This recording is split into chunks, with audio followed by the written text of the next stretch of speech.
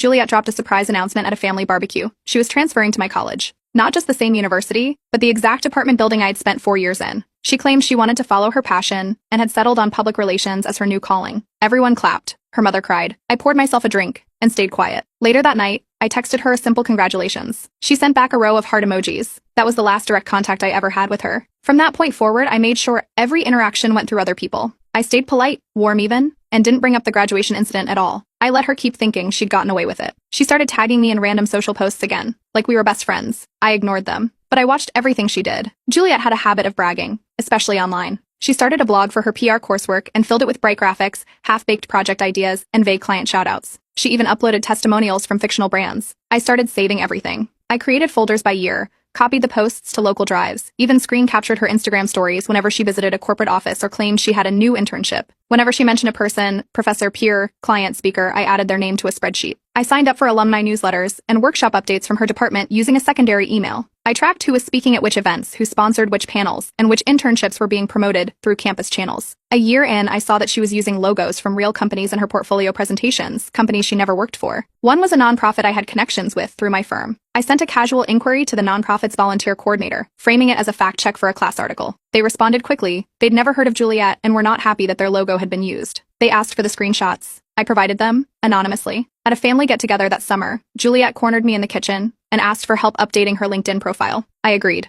I plugged in my laptop, connected to the Wi-Fi, and started typing while she narrated her job history. I recorded the entire screen using background software, capturing every made-up job title and exaggerated awards she asked me to include. She smiled like we were sharing a secret. I smiled back. By the second year of her program, her professors started to notice inconsistencies. A friend I'd met through alumni mixers mentioned that someone in the public relations track had been flagged for copying from a professional campaign. I didn't say anything directly, but I mailed in a packet to the department chair, printouts of her plagiarized blog posts with side-by-side comparisons to the original materials. I left out my name. Around the same time, I submitted a second anonymous email to her program advisor. I pointed out that the testimonials on her site didn't appear to be from real companies and that several paragraphs were identical to public press releases from Fortune 500 brands. I didn't accuse her of anything. I just asked if this kind of reuse was standard practice in her program. 2 months later, I heard through a cousin that Juliet had been called into a meeting with her department. She told everyone she was being targeted by jealous peers. Her professors didn't buy it. She was placed on academic probation and warned that any further violations would result in expulsion. She barely finished her final semester. Her blog vanished. Her LinkedIn went private. At the next family function, she wore a graduation sash and smiled through gritted teeth.